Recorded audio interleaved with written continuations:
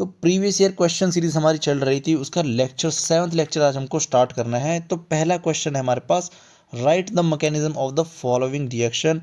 Alcohol से कोई reaction given है, साथ में हमारे पास एसिड का यूज़ किया गया है और हमारे पास एल्कीन का फॉर्मेशन गिवन है। टेम्परेचर हमारे पास क्या है, 443 केल्विन। एल्कोहल की डिहाइड्रेशन कराई है, दो तरीके से होती है।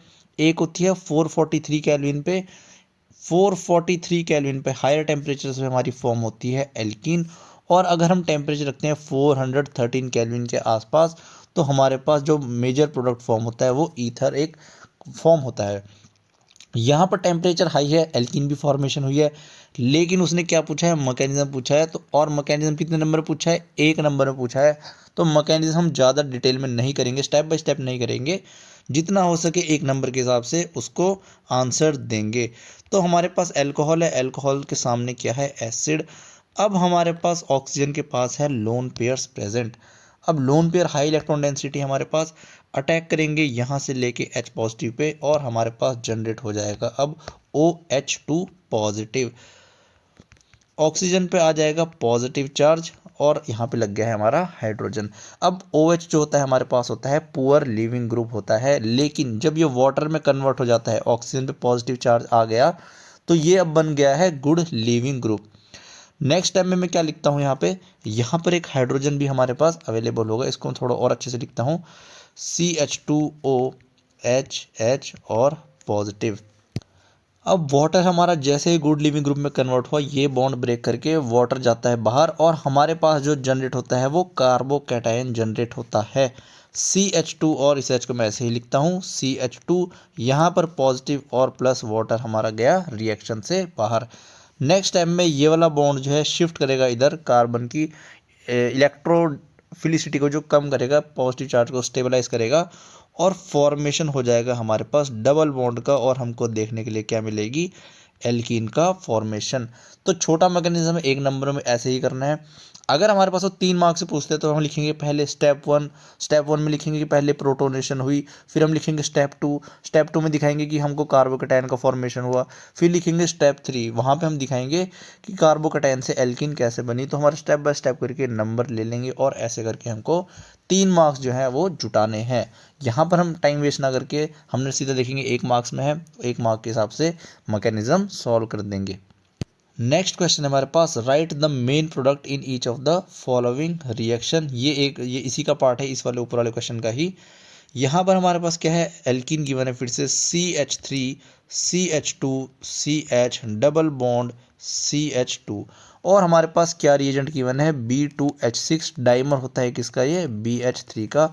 तो जब हमको ये करानी पड़ती है, हाइड्रोबोरेशन ऑक्सीडेशन रिएक्शन का नाम है, तो हमेशा क्या सीखा था मैंने, इसको लिखना है ऐसे, हाइड्रोजन पे लिखना है पार्शियल नेगेटिव, बोरोन पे पार्शियल पॉजिटिव।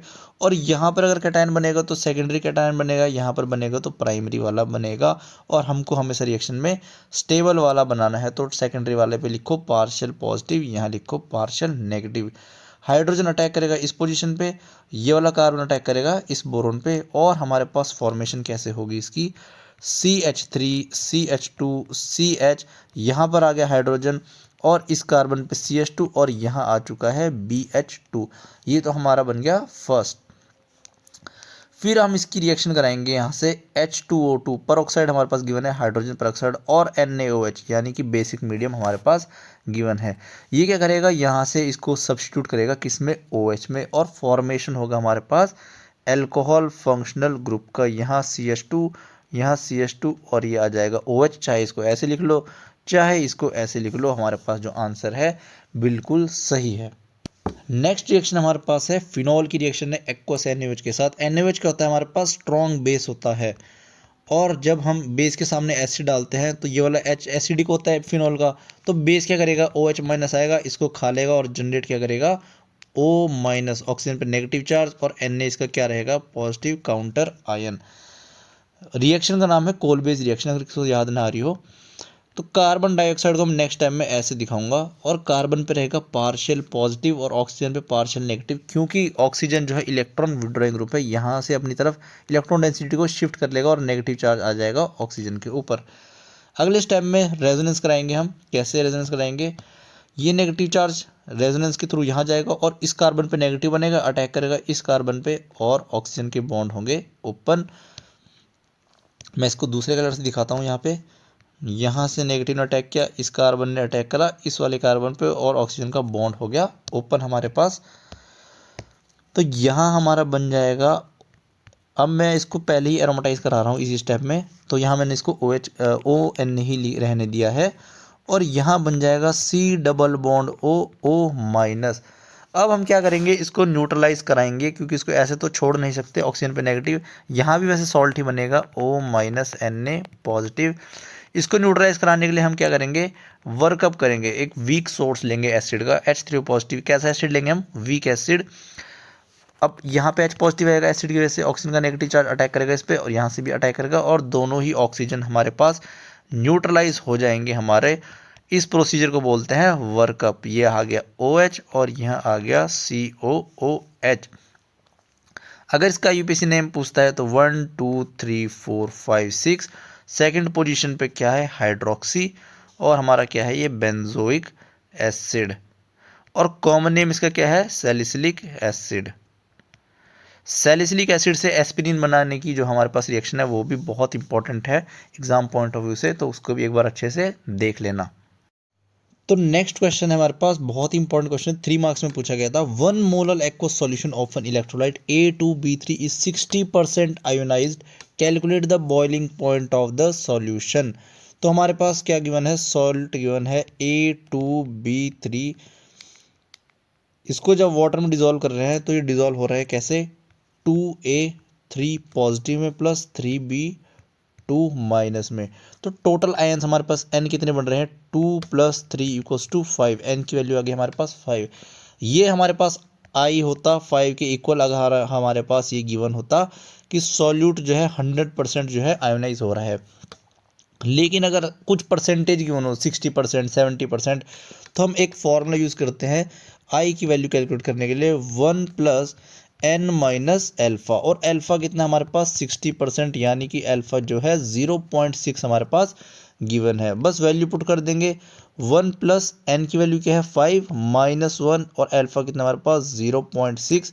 इसको सॉल्व करेंगे तो आएगा हमारे पास 1 + 2.4 और I की वैल्यू आती है हमारे पास 3.4। यहाँ से हमने वांट ऑफ फैक्टर कैलकुलेट कर लिया है, I = 3.4। अब हमको फॉर्मूला लगाना है delta TB = I KBM। Molality कितनी गिवन थी हमारे पास, 1 मोलर। तो हमारे पास कैलकुलेशन बहुत ही आसान कर दिया है एग्जामिनर ने। तो डेल्टा TB = I की वैल्यू है 4 और हमारे पास KB कितना गिवन है 0.52 इंटू में 0.52, और मोलैलिटी तो हमारी कितनी हो जाएगी 1 हो जाएगी। इसको सॉल्व करने पे हमारे पास डेल्टा TB की वैल्यू आती है 1.768 डिग्री सेल्सियस। डिफरेंस है, चाहे सेल्सियस लिखो चाहे केल्विन लिखो, इतना ही डिफरेंस आएगा। अब हम क्या करेंगे, TB क्या होता है हमारे पास, TB0 plus delta TB। Water का बॉइलिंग पॉइंट क्या होता है 100 degree Celsius, plus delta TB कितना है 1.768, यानी कि हमारे पास जो TB बॉइलिंग पॉइंट आएगा सॉल्यूशन का वो आएगा 101.768 डिग्री सेल्सियस। इसको अगर हमको केल्विन में कन्वर्ट करना होगा तो 273 में ऐड कर देंगे, हमारे पास आ जाएगा, सॉरी 373 में, 100 डिग्री सेल्सियस तो पहले से ही है, हाँ इसमें 273 प्लस कर देंगे, 273 इसमें प्लस कर देंगे तो हमारे पास केल्विन में भी आ जाएगा बॉइलिंग पॉइंट। यहाँ इसने मेंशन नहीं करा है किसमें निकालना है, तो सेल्सियस में भी हमारा बिल्कुल आंसर करेक्ट हो जाएगा। नेक्स्ट क्वेश्चन है हमारे पास, define colligative property, which colligative property is preferred for the molar mass determination of macromolecules की बात करिए, मतलब जब मॉलिक्यूल्स हमारे पास बड़े साइज के हो जाते हैं, जैसे कि प्रोटीन्स हो जाते हैं हमारे पास, और क्या होते हैं पॉलीमर्स हमारे पास अलग अलग टाइप के होते हैं, और DNA जैसे हो गया, इन सब का हमको मोलर मास जब कैलकुलेट करना पड़ता है तो हम यूज़ करते हैं, वो भी बताऊंगा कौन सी प्रॉपर्टी यूज़ करते हैं। सबसे पहले हमको देखना है कॉलिगेटिव प्रॉपर्टी क्या होती है हमारे पास। कॉलिगेटिव प्रॉपर्टी होती है हमारे पास which depends only on the number of molecules या फिर पार्टिकल्स। नंबर ऑफ पार्टिकल्स पे जो भी हमारी प्रॉपर्टीज हैं डिपेंड करेंगी। Irrespective of nature of molecules या फिर कंपाउंड्स। अगर हमने एक मोल कोई पार्टिकल लिया है, कोई भी एक्स पार्टिकल लिया है, और हमने दूसरा मॉलिक्यूल भी सेम एक मोल क्या लिया है, वाई का पार्टिकल लिया है, तो जो प्रॉपर्टी हमको एक्स की वजह से देखने के लिए मिलेगी, सेम वही प्रॉपर्टी हमको वाई की वजह से भी देखने के लिए मिलेगी। फॉर एग्जाम्पल, अगर हम कौन कौन सी प्रॉपर्टी की बात कर रहे हैं, एक तो बात कर रहे हैं हम एलिवेशन इन बॉइलिंग पॉइंट, दूसरी हम बात कर रहे हैं depression in freezing point, third हम बात कर रहे हैं ऑस्मोटिक प्रेशर। ये जो हमारी प्रॉपर्टीज़ हैं ये सिर्फ नंबर ऑफ पार्टिकल पे डिपेंड करती हैं।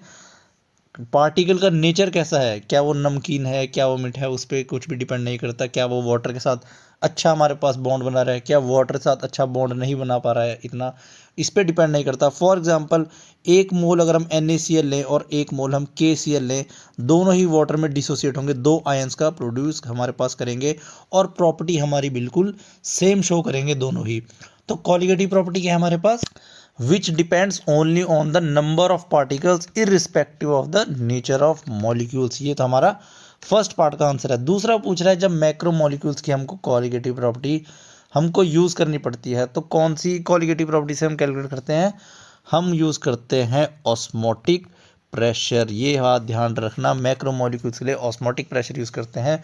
जब माइक्रो मॉलिक्यूल्स हमारे पास, तो हम एलिवेशन इन बॉइलिंग पॉइंट और डिप्रेशन इन फ्रीजिंग पॉइंट को यूज़ कर सकते हैं, पर मैक्रो मॉलिक्यूल्स के लिए सिर्फ ऑस्मोटिक प्रेशर ही यूज़ करते हैं। अगर हमारे पास कंपेयर आएगा कि मोलैरिटी को क्यों यूज़ नहीं करते, ऑस्मोटिक हमारे पास ज़्यादा एक्यूरेट क्यों होती है, तो मोलैरिटी में हमारे पास टेम्परेचर का फैक्टर आ जाता है। टेम्परेचर इंक्रीज़ करने से मोलैरिटी हमारी चेंज होना स्टार्ट कर देती है, लेकिन ऑस्मोटिक प्रेशर हमारा टेम्परेचर के साथ फ्लक्चुएशन नहीं दिखाता। मतलब जितनी वैल्यू टेम्परेचर पर कैलकुलेट करेंगे उतनी है कि मोलैरिटी की कैलकुलेटेड वैल्यू से अलग वैल्यू एक्सपेरिमेंटल को देखने को मिलती है।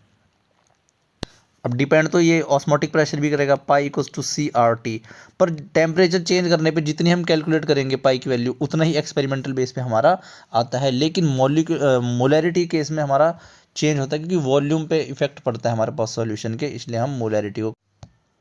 तो क्वेश्चन है हमारे पास, the vapour pressure of A and B at 25 degree Celsius are 75 mm of Hg and 25 mm of Hg respectively if A and B are mixed such that the mole fraction of A in the mixture is 0.4। A का XA हमारे पास क्या given है, 0.4। Then calculate the mole fraction of B in vapour phase. पूरी reaction हमको कैसे calculate करनी है, vapour phase में ही कैलकुलेट करनी है। तो पहले हमारे पास जो जो गिवन है उसको लिखते हैं। तो vapour pressure of P naught ए हमारे पास गिवन है 75 mm ऑफ Hg। इसने वेपर प्रेशर बोला है, यानी कि प्योर सॉल्वेंट ए का बोला है। अगर वो मिक्स करने के लिए बोलता तो बोलता पार्शियल प्रेशर ऑफ ए। और पी बी नॉट क्या है हमारे पास 25 mm ऑफ Hg। और हमारे पास साथ में उसने क्या गिवन है, एक्स ए की वैल्यू हमारे पास है 0.4 और एक्स बी की हमारे पास वैल्यू कितनी होगी 0.6, क्योंकि एक्स ए कितना है 0.4, तो एक्स बी होना चाहिए 0.6। और पूछ रहे हैं हमारे पास mole fraction of B in vapour phase, तो डिनोट करते हैं हम वेपर फेज में वाई बी से। और होता है क्या फॉर्मूला, पी बी अपॉन में P A plus P B. P B क्या होगा हमारे पास, mole fraction of B into में P naught B divided by mole fraction of A into में P naught A plus mole fraction of B into में P naught B. सारी value हमारे पास given है, बस हमको फॉर्मूले पुट करनी है। एक्स बी कितना है हमारे पास 0.6 और पी बी नॉट है हमारे पास 25 डिवाइडेड बाय एक्स ए हमारे पास 0.6 इंटू 75 प्लस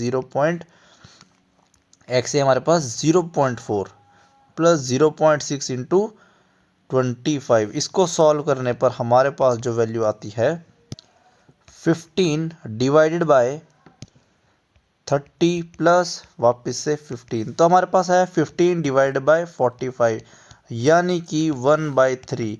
और इसको अगर हम सॉल्व करते हैं फर्दर तो y भी आता है हमारे पास 0.33 और हमारा mole fraction in vapour phase for B हमारा आ चुका है। अगर यहाँ से ए के लिए निकालेंगे तो ये भी क्या होगा 1 माइनस 0.33, तो वाई ए की वैल्यू मतलब मोल fraction of A in vapour phase ये होगा इक्वल 0.67 के। तो ऐसे करके हमको इस क्वेश्चन को सॉल्व करना था। नेक्स्ट है हमारे पास write a simple chemical test to distinguish between methyl amine. Methyl amine क्या होता है हमारे पास CH3NH2 और एनिलीन। एनिलीन के हमारे पास एरोमेटिक अमीन है, डायरेक्टली अटैच है बेंजीन से NH2 ग्रुप। अब इनकी दोनों की रिएक्शन कराओ HNO2 के साथ, या फिर ऐसे लिखो इसको NaNO2 प्लस HCl, और इसकी भी कराओ NaNO2 प्लस HCl।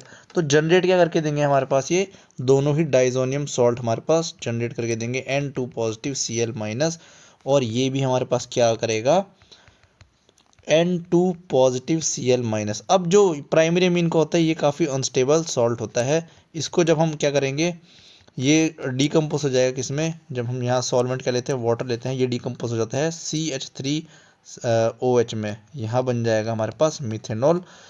और यहाँ पे तो ऐसे ही रहेगा क्योंकि स्टेबल हमारे पास डाइजोनियम सॉल्ट होता है। अब हम इसकी क्या रिएक्शन करेंगे फिनॉल के साथ, अगर हम इसकी रिएक्शन करा देते हैं यहाँ OH, और ये पैरा पोजीशन पे मैं हाइड्रोजन को हाईलाइट कर रहा हूँ, और इसकी भी क्या करा दो, अगर हम फिनॉल के साथ में क्या करा देते हैं रिएक्शन, तो फिनॉल और ऑक्सीजन अल्कोहल तो कोई भी रिएक्शन हमारे पास नहीं देते, ऐसे ही पड़े रहेंगे हमारे पास। लेकिन डाइजोनियम सॉल्ट बिल्कुल रिएक्ट करता है इसके साथ, और फॉर्मेशन करता है हमारे पास डाई का, और डाई बनती है हमारे पास, तो कलर कंपाउंड हमारे पास फॉर्म होता है।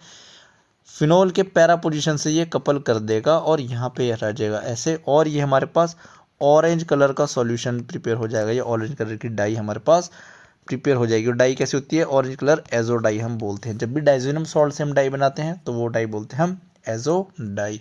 तो सिंपल टेस्ट है बिल्कुल दोनों को डिफरेंशिएट करने के लिए।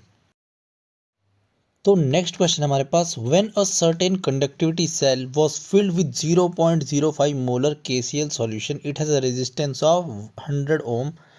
फिर टेम्परेचर से हमें कोई मतलब है नहीं यहाँ पे।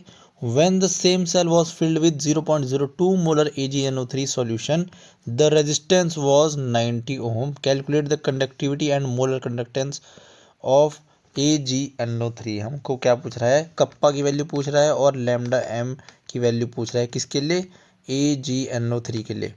तो जो जो पहले गिवन है हमारे पास हम वो लिखते चलते हैं। पहले हमारे पास क्या गिवन है, कंडक्टिविटी ऑफ 0.05 मोलर KCl, यानी कप्पा KCl हमारे पास क्या गिवन है 1.35 into 10⁻⁻² ohm inverse centimetre inverse, और इसका रेजिस्टेंस भी गिवन है हमारे पास, R हमारे पास है 100 ओहम, और कंसंट्रेशन कितनी है इसकी 0.05 मोलर। और AgNO3 की हमारे पास क्या गिवन है, AgNO3 कंसंट्रेशन है 0.02 मोलर, और हमारे पास रेजिस्टेंस गिवन है इसका 90 ओम का। तो हम पहले क्या करेंगे, इसकी मदद से हम कैलकुलेट करेंगे सेल कांस्टेंट, और फिर सेल कांस्टेंट की वैल्यू के लिए हम ये वाला भी कैलकुलेट कर लेंगे, क्योंकि सेल कांस्टेंट हमारा सेम ही रहता है। तो ये वाला जो हमको दे रखी है कंडीशंस, ये इसीलिए दे रखी है ताकि हम सेल कांस्टेंट की वैल्यू को फाइंड आउट कर सके। तो सेल कांस्टेंट का फॉर्मूला होता है हमारे पास kappa is equal to conductivity equals to conductance into cell constant. तो कंडक्टेंस को मैं C से रिप्रेजेंट कर रहा हूँ। कप्पा हमारे पास गिवन है 1.35 इंटू 10⁻⁻², और कंडक्टेंस क्या होता है हमारे पास 1 अपॉन रेजिस्टेंस, और रेजिस्टेंस कितना है मेरा 1/100। तो 1/100 ओहम इनवर्स हमारा क्या हो गया कंडक्टेंस, इनटू में G स्टार। फिर क्या होगा हमारे पास G स्टार इक्वल्स टू, ये ओम भी नीचे जाएगा 1.35 इंटू 10⁻⁻²। मैं ऐसा यूनिट ले लेता हूँ ताकि कहीं कुछ गड़बड़ ना हो।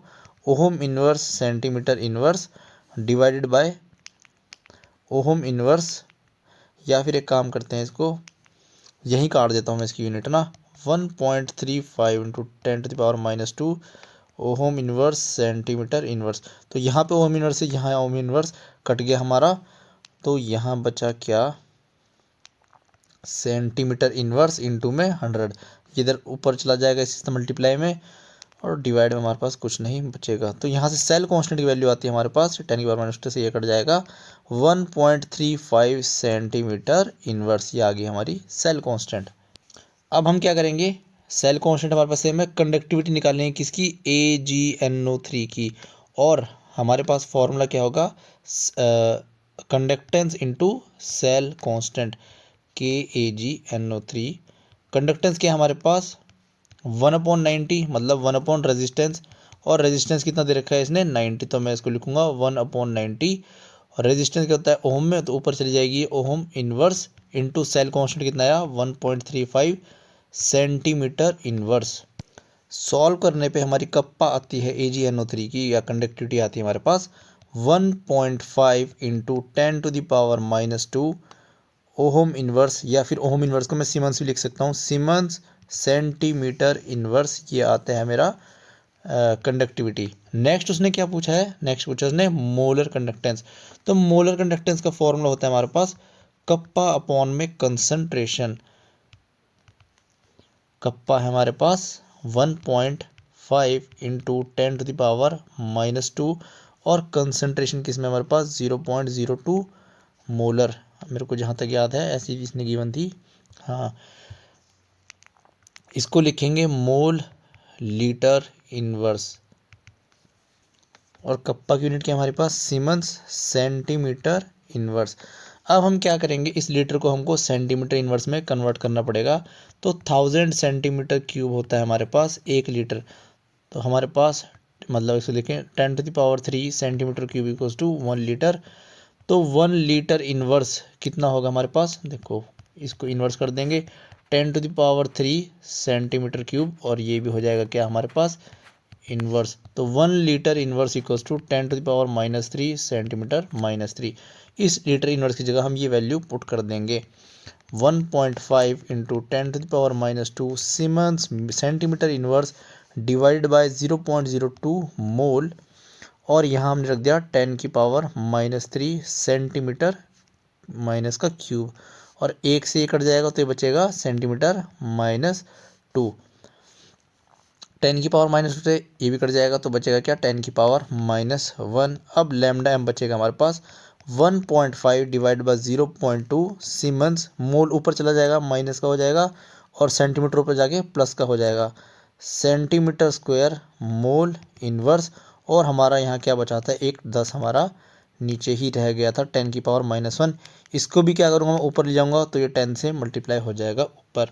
यहाँ से हमारी लैम्डा m की वैल्यू आएगी 750 सीमेंस सेंटीमीटर स्क्वायर पर मोल। ये आगे हमारा लैम्डा n या फिर मोलर कंडक्टेंस।